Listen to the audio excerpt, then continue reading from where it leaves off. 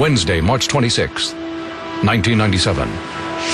San Diego, California. Yes, I need to report an anonymous tip. At 3:24 p.m., this call comes into the San Diego County Communication Center. Okay. This is regarding what? This is regarding a mass suicide, and I can give you the address. A little over an hour later, San Diego County Sheriff's deputies Robert Brunk and Laura Gasick arrive at this 9,000 square foot residence on Colina Norte in the exclusive suburb of Rancho Santa Fe. This video reveals the scene that unfolded when the first responding deputies entered the house. As soon as I opened up that door, I was just overcome with the smell of decomposing bodies. We got to the foyer area, and that's when we just started noticing bodies.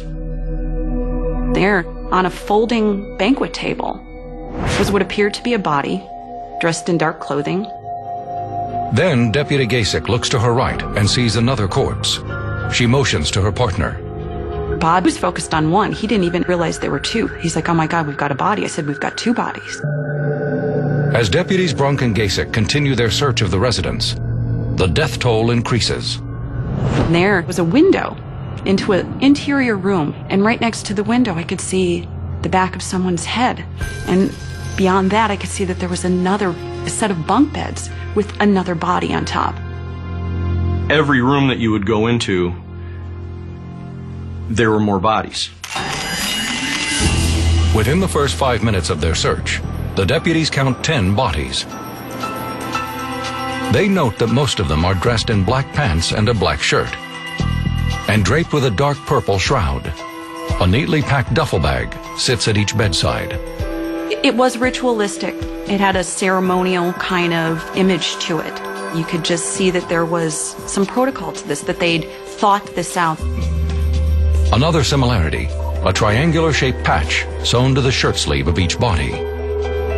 It reads, Heaven's Gate Away Team. And I thought, like, not the home team, the away team. The deputies are almost certain they are dealing with a mass suicide, but just how they killed themselves is unclear. Most crime scenes that I'd personally seen have an element of violence. There was no signs of violence. There was no obvious sign of trauma. Just very peaceful. That is until deputies Brunk and Gasick reach a second-floor bedroom. There they find two bodies with plastic bags over their heads. Unlike the others, they wear no purple shrouds. And so now I'm thinking, murder-suicide? Were these two people who didn't go along with the program that somebody had to force? Veteran homicide detective Rick Scully arrives outside the Colina Norte home. He is the lead investigator on the case. It was just overwhelming to see that 39 people could just lay down and give up their lives, give up their existence. Scully enters another room, located in the rear of the house, which appears to be an office. A computer screen is set to a web page titled Heaven's Gate. It flashes this message. Red alert. Hale Bop brings closure to Heaven's Gate. For police, it is the second reference to the strange name, Heaven's Gate. As detectives continue their search, they find two videotapes that are particularly revealing. On the first tape, they see the presumed leader, Marshall Applewhite. The white-haired man is wild-eyed and filled with excitement as he delivers what appears to be a final message, recorded a week earlier. This is March 19, 1997. I've been talking to my students that are sitting in front of me about talking to you, and let me say that our mission here at this time is about to come to a close. On the next videotape, against the backdrop of a beautiful day, Heaven's Gate followers share their parting thoughts. If people would just know that we're not forced into this in any way, it's, our own choosing to do it.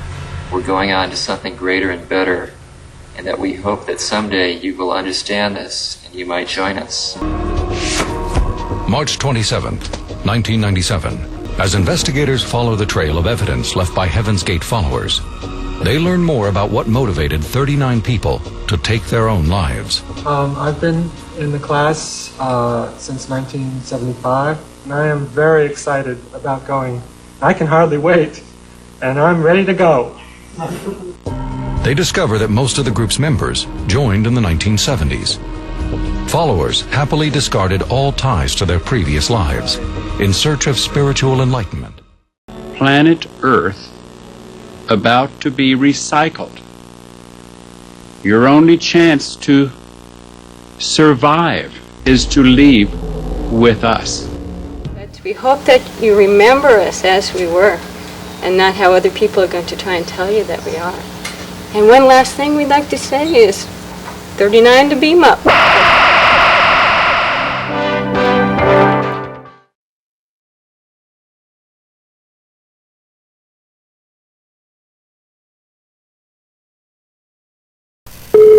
Now on emergency. This is Santana High School, and we have a gun shooting. 51 Pulse 7, I need you to break for a 245 shooting at Santana High School. And route code 3 and 5 are with me. Have all responding units, 87 out in the front, and we'll make entry. 51 Pulse 1, I'm getting reports from the kids that we have multiple shots fired. A few people have hit the ground. Okay, 51 5, I think that two shot at this point. They can't get to the victims due to crossfire. 51 7 break! 7. 51 7, I need FTE.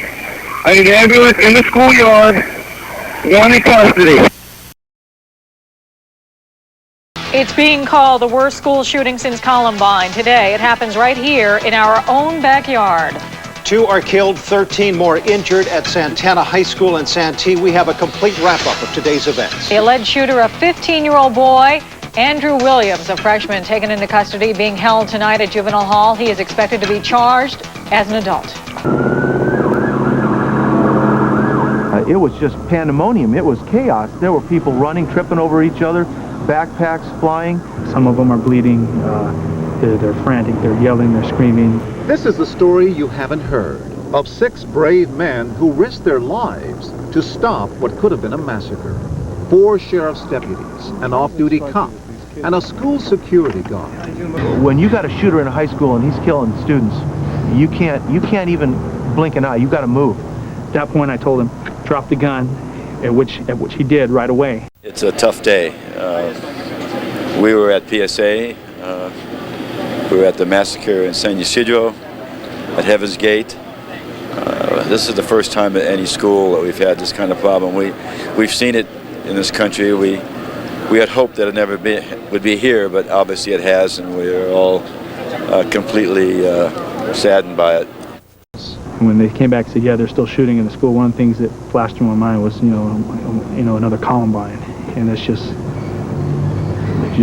it's overwhelming. Students, teachers, parents alike all gathered at Santana High School, and as you see here, they created a memorial with balloons and flowers, pictures of those injured and killed at the high school today. Very, very sad. It was their way to not only honor their classmates, but also ease their grief as well.